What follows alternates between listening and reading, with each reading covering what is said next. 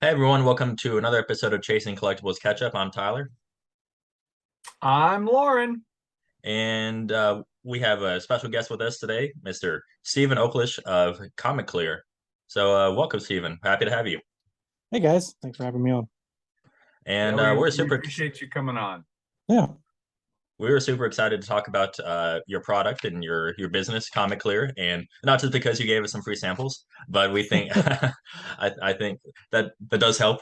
But it doesn't hurt. Yeah, yeah, I think the product that we're going to talk about in a little bit kind of addresses some problems for for vendors and also for collectors, and I think it's a neat thing. So we'll get to that shortly. But before we talk about Comic Clear, I want to talk about what got you into comic books in the first place. What is your origin story?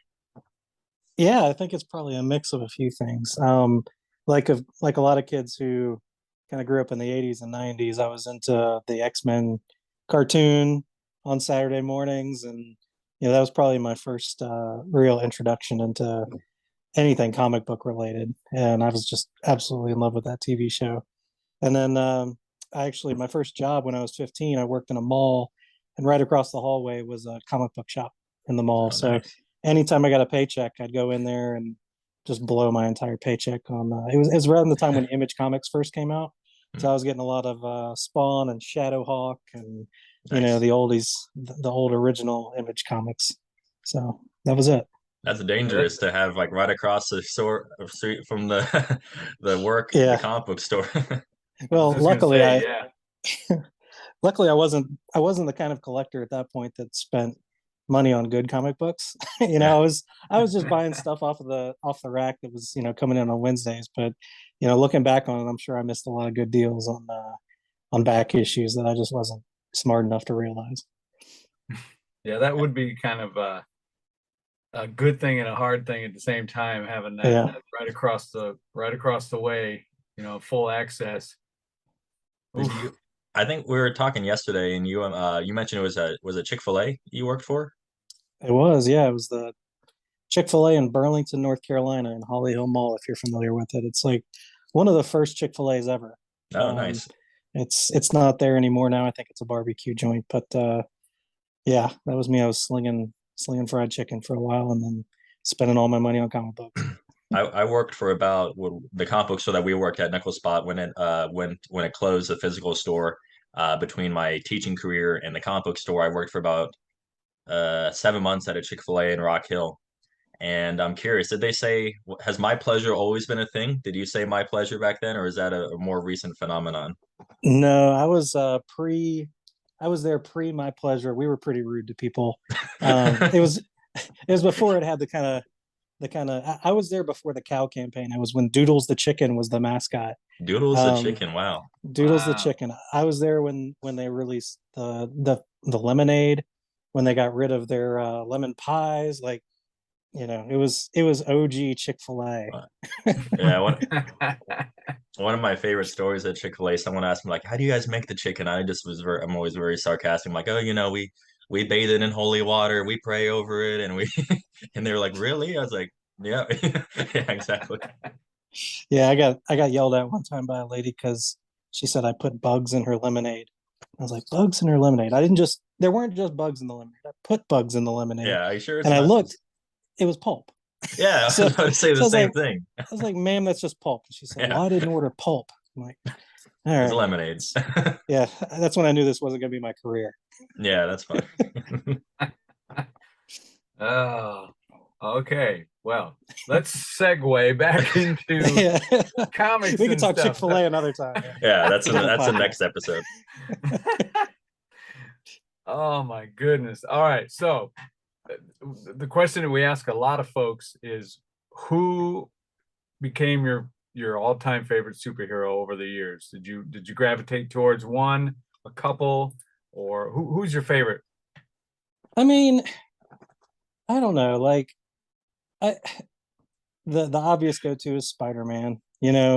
Um, growing up, like when I was 15, 16, first getting into it, I really loved Shadowhawk for some reason. I still think that would make a great movie if they brought Shadowhawk back. But I mean, there's something about like a vigilante cop who also has AIDS that just goes around breaking the spines of criminals because he Mhm. can't do it during the day. Like there was just something really cool about that, like gritty, that I'd Yeah. never, I didn't see it on TV. I didn't. So I mean, I think just the nostalgia that that character brings back to me is something that I'd probably say Shadowhawk from a superhero perspective. A lot of the stuff I read now is more.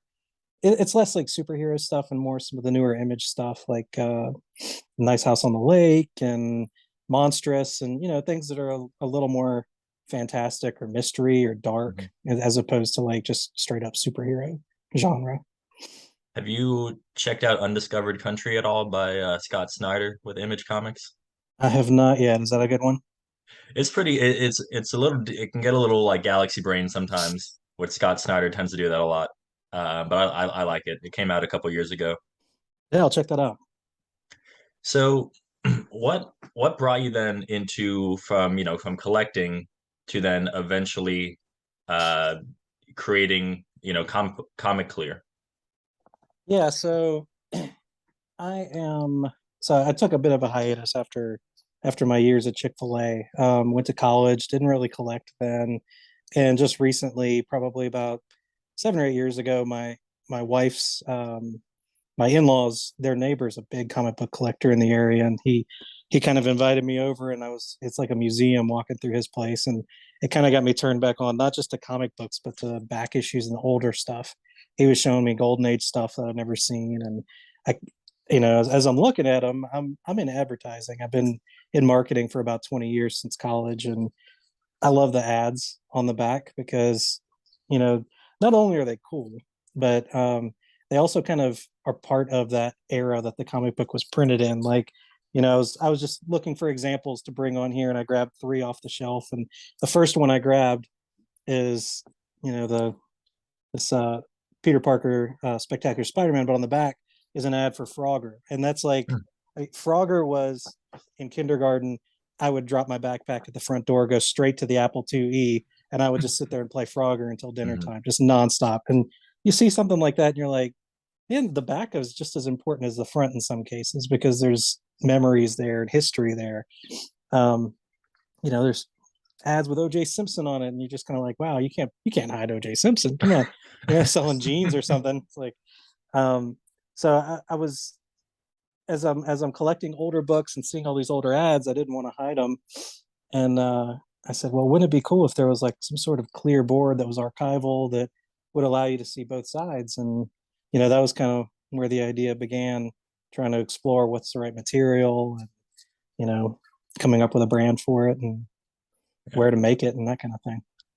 That's that's really cool they bring out the ad part because I mean we've dealt with comics a lot and we kind of like see them and you sometimes don't even think about them. But I mean I've told my students that comic books kind of reflect like the culture at the time. Like we got like World War II. Use those like propaganda almost during World War II and all that. And you don't think about wow like the toys and the things at the time. I mean we're seeing that on the back too. That's pretty cool to think about. Yeah, I mean, you look at an old Golden Age um, ad, and there's like fishing lures and stuff like that, and you're like, oh yeah, that was back when people actually fished. Kids would go fishing after school, or they're like rifles, or just it's very like you can look at an ad and just know like that was a different era, and the story was from a different era too inside the comic book, so it's all part of the same story, right? Yeah, I'm like, did anyone ever get? I think about like the back. We'll show some more in a second, but I think about like the back here. Like, did anyone ever redeem and get that sleeping bag? Like, did anyone ever actually do this? Like, it's just Yeah, that's another hobby where you could try to collect all the little knickknacks from the back of a comic book ad, right? Like, yeah. the army men and the sea monkeys and the Swiss Army knife. Like, Sea monkeys, yes. That's awesome. It almost sounds like you've answered number four on our list here of what was the inspiration for it. And that's a great answer for that question. Because a lot of times people want to see the back, so they're going to have to go through and ask you if they can open up the book, pull it out, and sometimes they don't know exactly what they're doing, and they get tape stuck to it, and ouch, tape Mhm. yeah, fall. yeah. But this Well, I mean, a way, lot of those Golden Age books, you just look at them the wrong way and a chip will fall off, Mhm. And yeah, if you're at a con and you don't know where people's hands have been, and they want to take. I mean, if you're going to spend $800 on a comic book, you want to see the back cover, you want to flip through it, make sure it's all there, and you know, it, I've had a lot of dealers who use these at shows tell me like it's a great selling tool because you can show them the front and the back, and a lot of times that's enough to get somebody to say, okay, condition looks about what I thought. I've got plenty of comic books that look great on the front, and you flip it over, and there's a big chunk taken out of the back, right? Mm-hmm. And if you're changing the back and bag and board out as often as you should be with a paper comic, then or a paper backing board, then that's just every 7 or 8 years you're risking something falling off or a tape pull, like you said, or that's one of the beauty of these things is they're basically indefinite. I think Mylar bags are rated for 150 years. So these boards are made out of the same material. I'd assume they last about that long, if not longer. So Wow. Wow, that's awesome. Yeah. I didn't know they lasted quite so long. That's great. yeah, well, they're not absorbing any of the acid that comes off of the book.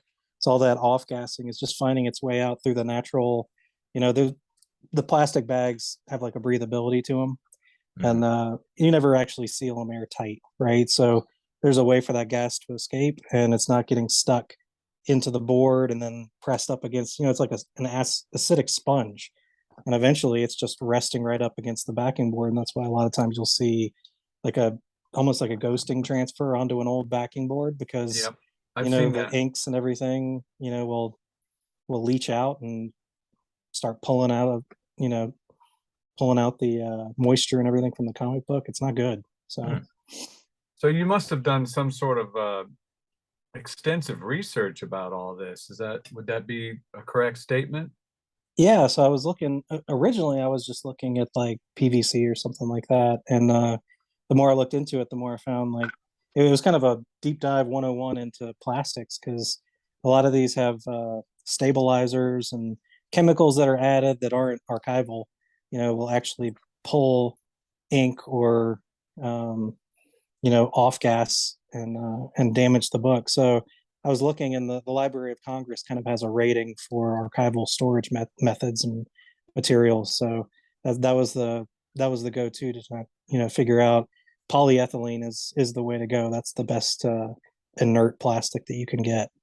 Wow. Wow. I was just I talked about my teaching a good bit. I was just today, I teach government, and we were talking about the Library of Congress in the context of helping congressmen research stuff. I never would have thought that the Library of Congress would have been mentioned in this show in the context of helping us, with comic books. And I love that you're talking about that because I think most comic book collectors know, okay, we put stuff in put it in the bag and board and all that, but the idea that it does, things can still get in with the bag and board, and that you should, after a certain point, it is kind of a pain, I'm sure, but you gotta. I guess with your more expensive books, for sure, you want to switch them out eventually, and that's cool that yours lasts as long as they do. Yeah, there's guidelines. I think every paper board manufacturer says 7 to 8 years is the right time to swap out the paper boards, and that's because they're advertised as acid free, Hmm. and there should be a little footnote on that says acid free at time of manufacture because they're impregnated with in the case of like a fullback or a halfback, those are impregnated with like a base solution, like an alkaline buffer that will neutralize acids coming out of the comic book. And in the case of kind of your regular standard backing boards, there's that shiny side. That's the alkaline coating that they put on the boards to as the comics off gas, it'll neutralize. And over time, that balance between the acids and the base, it's high base, low acid, but eventually they switch, and people say, well, my boards look fine after 20 years, and it's like they may look fine, but if you did a little acid test, it wouldn't come out great. And a lot of the times what the damage that's doing your comic book is invisible because it's like brittleness. You don't see Hmm. brittleness, right? um, the inks might stay on the book, the colors might stay sharp and bright, but ultimately those pages are going to start to crumble. And it's, I mean, I wouldn't say most, but I would say too many people don't even know which side of a backing board, should go against a comic. So, a lot of people aren't really protecting these things, which if you're in it for the long haul, that's great because, the the more comics that get damaged by people who don't know what they're doing makes the value of your comics go up. Mm. But the bad thing is a lot of that history is gone. Yeah. Yeah. Well, I thought that so you did we met at a show not long ago, and we knew we'd be doing this eventually, and you gave us some samples, and I thought we'd just kind of show the people some examples. So mine is obviously open because I wanted to actually use some, but so it comes in it's the one you gave us. You gave us some Silver Age boards, and also you gave us some bags. But there's 25 in here, and there is so on the board itself, I know there is a small little film on both sides, and I assume that is just to make sure this stays protected between the Yep. point that it's in there and that you actually put your book on it. So Yep. I won't peel this off, but I mean it's easy. And let's see, one of my favorite books. I'm a Batman guy. Loren's a Spider-Man guy. I love my Beatles and Batman cover, and then we see all the back, and it really looks pretty good. I mean, it's completely clear, and I like it. I mean, I don't need to take this out. I wasn't planning on taking it out in the regular board, but now it's like even more so. I never have to take it out really. Um, to show one more. I mean, this one's a low. I mean, this one is definitely a lower grade. So like if I were selling this one, people could see, okay, for sure that there's some problems in the back for sure. Mhm. I bought this because it's Silver Age, and it's key but whatever. But I mean, you know what you're getting into if we were trying to sell this. So it's Yep. pretty cool. Loren, you want to show any of I have a couple that, I've been just processing books here, and got this one here. You can see the glare. It's super, super shiny. It's really cool. They're solid. You can see any defects that might be there. Speaking of video games, there's Parker Brothers. So that's a fun one. You can see there's a little bit of a problem down here. You might not be able to see it, but you can see it, and it goes all the way through to the back. But still, it's cool that you're able to see it. And I've got a couple more to throw up and show you. There's an Omega Man. And then you flip it over, and you got the back. And Tron, everybody's favorite. Everybody is an absolute word, so I don't mean everybody, but another happy book right there. And I wonder how many people sent away for the Norman Rockwell. Who wants to draw like Norman Rockwell? It must have worked because that ad was on the back of everything back in the 60s. But yeah, man, these are really, really cool. I may have to be getting many, many more, Yeah, well, thank you. I mean, I wasn't even thinking about it when I first, so I wasn't sure if anyone was gonna like these. I was like, maybe I'm just an ad nerd, So when I placed my first, production run for them, I made it big enough to where I could do my whole collection and then have a few left over. And I said, well, I'll create a logo and a website, and I'll try to sell these. And if nobody wants them, then I just have them for myself, like no big deal. And, I did like a pre-order type deal. And I mean, I maybe kept 3 or 4 packs for myself and the rest of them were sold. So I was like, oh, I might be onto something here. And what I didn't realize, because I was thinking about older books, like, you got a $30 book, a $200 book, like, this is on the premium end of the cost spectrum for supplies, right? So I was thinking, people will put them on their expensive books, and that's probably the extent of it. But I wasn't even thinking about like all these Virgin variants that are coming out now, where the barcodes and everything are on the back, or the exclusive variants where people are paying to put their logos on the back.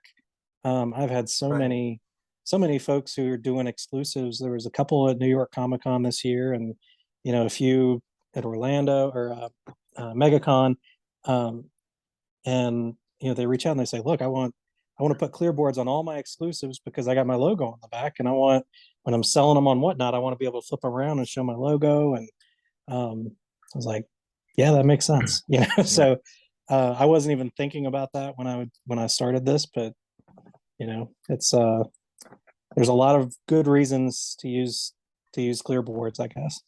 Yeah, I was actually we were just in we were at the Western North Carolina Comic Con in Asheville, or near Asheville, not exactly in Asheville, but around that area.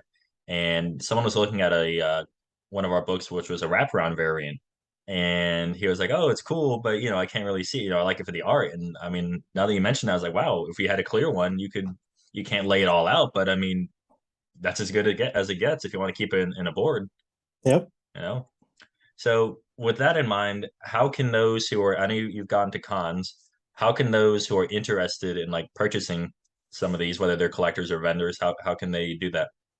Yeah. So, like you said, I sell at cons, but really, it's this isn't my 9 to 5 job, so I got to kind of stay local. So I do mostly North Carolina, South Carolina conventions. So you can find me in that circle if you're near that area. But for the most part, I do most of the sales on my website, comicclearsupplies.com, and you can buy straight off the website. Shipping's free. Um, Nice. and I also sell on eBay and I sell on Amazon, but the best place to get them is off my website. Cool. And what is the cost, bags and boards and do they vary for the different sizes, say current, silver, golden, magazine? Yeah, my for the boards, the current and silver are $29.99 a pack, and the gold is $32.99. I actually just what is today, Wednesday? Um, just Monday got my shipment of magazine Mm, size boards, and I haven't Sweet. even put them on my website yet. Um, I'm thinking I'm probably going to price those the same as the Golden Age, $32.99. Um, the bags are $14.99 for a pack of 100, and they're OPP plastic, which is a different type of plastic. I like to call it kind of a nice middle ground between your regular poly bags and a Mylar bag. So they're polypropylene like a regular comic bag, but they're manufactured the same way as Mylar bags. So they're stretched when they're produced, which makes them more rigid, like super clear. They kind of have a really nice sheen to them. They look more like Mylar than a typical bag, and they're not going to get kind of wavy and wrinkly over time.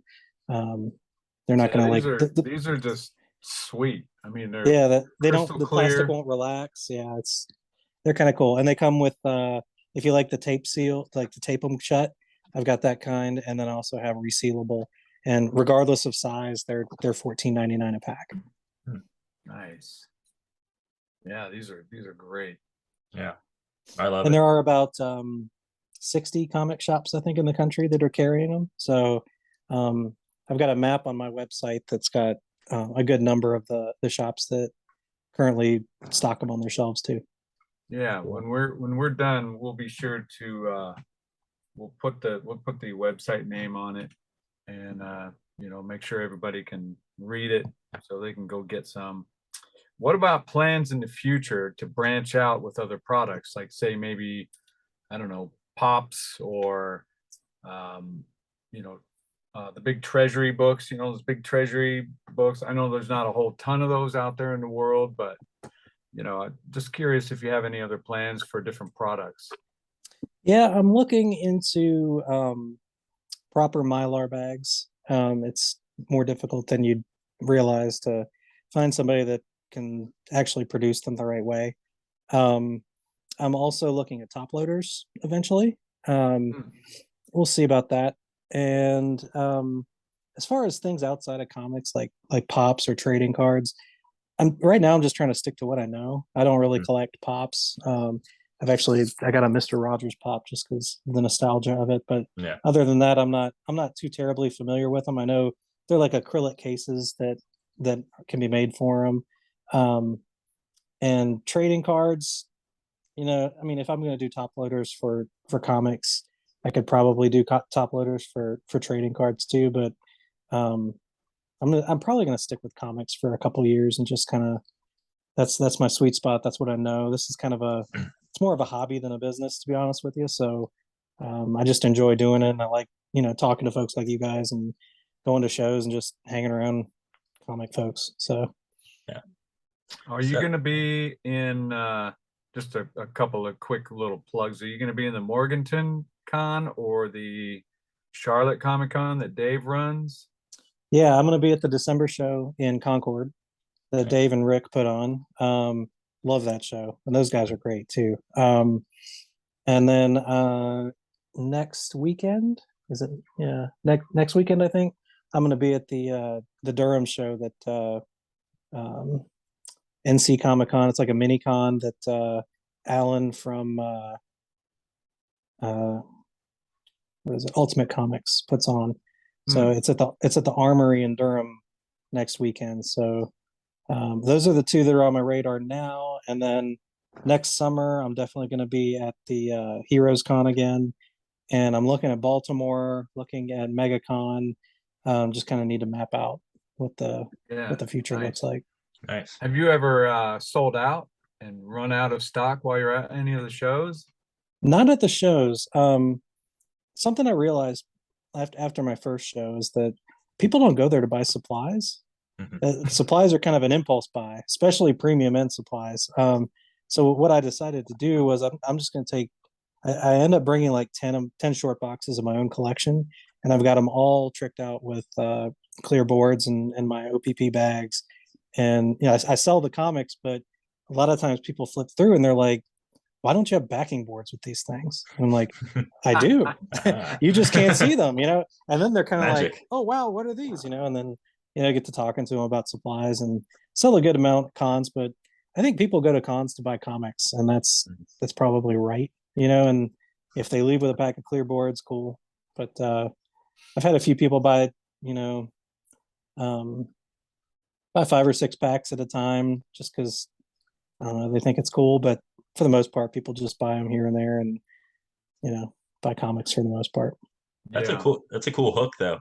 You're like, Yeah. where are the boards? Like, there are magic, Well, the first con I did was Rick and Dave's show in Concord, and I set up my little 6 foot table, and I had nothing but my backing boards at that time, so I had 3 items, and I'd see people stop by, sailfish right next to me, and they'd be flipping through. They'd walk right past me and go to the next guy and start flipping through, and I'm like, oh, they want to do this. Yeah. So yeah, I learned after that show I better bring comics to a comic show. Well, speaking of like collectors, being a personal collector yourself, what would be, your advice to anyone who's kind of looking into collecting, whether they're just starting or they've been doing it for a little bit? What's your advice to a collector? If you're gonna start collecting, like truly collecting, find a story you like and try to complete a run. Do a mix of newer stuff that's coming out now, and maybe find a title or two, you know, from the '60s or '70s, and start putting those together. Um, I'd say, you know, I don't really. I sell comics mostly just to get my supplies in people's hands. If you're gonna collect what you like, and don't like don't listen to all the hype about what's hot and what's going to be a good spec book and that kind of thing. Like, to get into it for the long haul, just find some stories you like, some art that you like, and start there. And then if you end up selling some stuff later on, great, but collect. Yeah. That's That's pretty that's much the roundabout answer to that question. We always ask everybody that comes on about the same question, any advice for new collectors? And that's pretty much it. Collect what you like, read what you like, and then go from there. hmm Yeah. And the other thing I'll say too is, like, take care of your books. hmm You don't necessarily need to have clear boards or, on all your books, but, just learn how to take care of them, and keep them out of the sunlight, and don't put them in the basement, things like that. Just take care of them, because Yeah.